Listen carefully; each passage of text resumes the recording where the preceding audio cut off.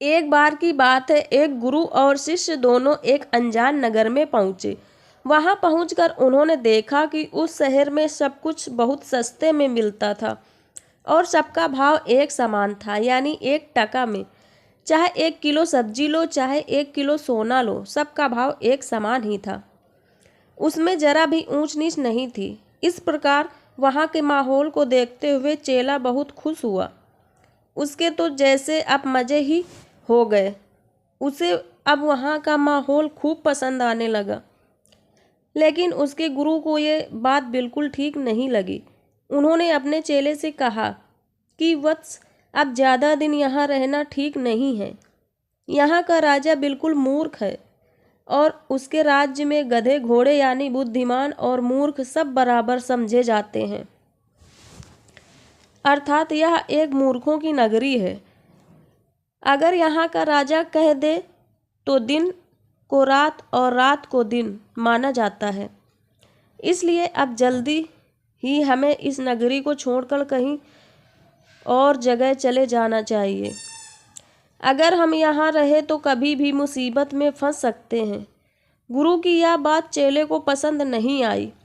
उसने कहा कि गुरुजी, मुझे तो ऐसा कुछ भी नहीं लगता। फिर भी अगर आप जाना चाहते हैं तो आप चले जाइए। मैं तो अब यहीं पर रहना चाहता हूँ। गुरुजी ने अपने चेले को खूब समझाया कि वो उनकी बात मान ले और उनके साथ दूसरी जगह चले, लेकिन चेले ने अपने गुरु की एक ना सुनी।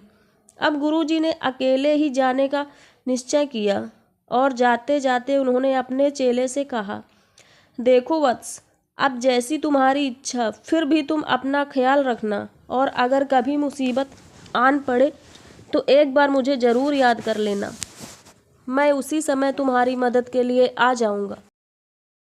और ऐसा कहकर गुरुजी अकेले ही वहाँ से चले गए। अब चेला अकेले ही खूब मज़े से रहने लगा और खूब खा खा कर थोड़े ही दिनों में वो मोटा हो गया। अब एक दिन अचानक ज़ोरदार बारिश हुई, जिसके कारण एक घर की दीवार टूट गई और उसके नीचे दबने से एक बकरी की मौत हो गई।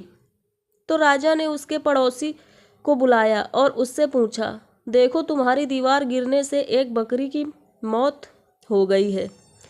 अब इसकी सज़ा मौत है। ये सुनकर वो आदमी घबरा कर बोला, नहीं राजा साहब, इसमें मेरी कोई गलती नहीं है। दरअसल ये सारी गलती तो उस दीवार को चुनने वाले कारीगर की है। शायद उसी ने दीवार ठीक से नहीं बनाई होगी, तभी वो बारिश से गिर गई। तो राजा ने उस कारीगर को भी बुलाया और इससे कहा, देखो, तुमने कैसी घटिया दीवार चुनी है जो एक ही बारिश में गिर पड़ी और जिससे एक बकरी की मौत हो गई है। इसलिए अब मैं तुम्हें फांसी की सज़ा देता हूँ। यह सुनकर कारीगर बहुत घबरा गया और उसने कहा, महाराज, इसमें मेरी कोई गलती नहीं है, क्योंकि मैंने तो पूरी ईमानदारी से उस दीवार को चुना था। अब यह तो उस व्यक्ति की कमी हो सकती है जिसने उस समय दीवार का मसाला तैयार किया था। लगता है उसी ने ठीक से मसाला तैयार नहीं किया होगा। यदि वो पूरी ईमानदारी से काम करता तो आज वो बकरी जिंदा होती। अब राजा ने उस व्यक्ति को भी दरबार में बुलाया और उससे कहा, देखो, तुमने कितना घटिया काम किया है। तुमने उस दीवार को चुनने का मसाला भी ठीक से तैयार नहीं किया। तुमने सरासर काम चोरी की है, अतः अब तुम्हें फांसी की सज़ा दी जाती है। ये सुनकर वो आदमी बहुत रोया और उसने राजा से खूब मिन्नतें की, उसकी जान बख्श दी जाए, लेकिन राजा अपने फैसले पर कायम रहा। अब फांसी का फंदा तैयार किया जाने लगा। जब उस आदमी को फांसी दी जाने लगी तो फांसी का फंदा उसके गले में ढीला रह गया, यानी फंदा थोड़ा ज़्यादा बड़ा बन गया था। अब क्या किया जाए, क्योंकि फंदा थोड़ा बड़ा बन गया, फिर भी फांसी तो हर हाल में दी जानी थी, फिर चाहे किसी दूसरे को ही क्यों ना देनी पड़े। इसके लिए अब ऐसे आदमी की तलाश की जाने लगी जिसके गले में वो फांसी का फंदा फिट बैठ सके। अब राजा के सिपाही ऐसे व्यक्ति की तलाश करते हुए उसी चेले के घर तक जा पहुँचे। उन्होंने उस चेले को पकड़ा और जब उसके गले का नाप लिया तो फंदा एकदम फिट बैठ गया। अब सिपाही उस चेले को लेकर आए और फांसी पर चढ़ाने की तैयारी करने लगे। ये देखकर चेला बहुत घबरा गया। उसने राजा से खूब मिन्नतें की कि उसकी जान बख्श दी जाए, क्योंकि उसने तो कोई गुनाह ही नहीं किया है। लेकिन राजा ने उसकी भी बात नहीं सुनी और चेले से कहा, देखो युवक, हम किसी और को फांसी की सज़ा का हुक्म सुना चुके हैं, लेकिन उसके गले में ये फंदा बहुत ढीला है, इसलिए उसके बदले में अब तुम्हें फांसी दी जा रही है। अब मैं अपना हुक्म तो वापस नहीं ले सकता, इसलिए इस फंदे पर किसी को तो झूलना ही पड़ेगा ना।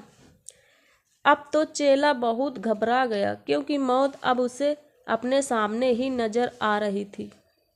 तभी उसे अपने गुरु की बात याद आई और उसने मन ही मन अपने गुरु को याद किया।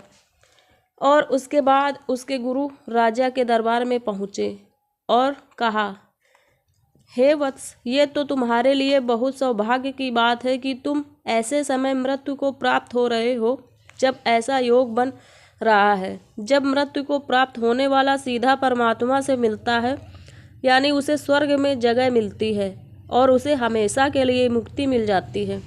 यह सुनकर राजा ने कहा, है गुरुवर, अगर ऐसा है तो फिर मैं स्वयं ही इस फांसी पर चढ़ूंगा। फिर उसने सैनिकों को हुक्म दिया कि अब फांसी के फंदे पर उस युवक को नहीं बल्कि उसे ही फांसी पर चढ़ाया जाए।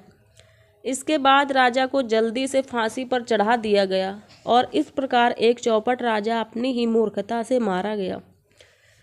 तो दोस्तों, ये थी स्टोरी।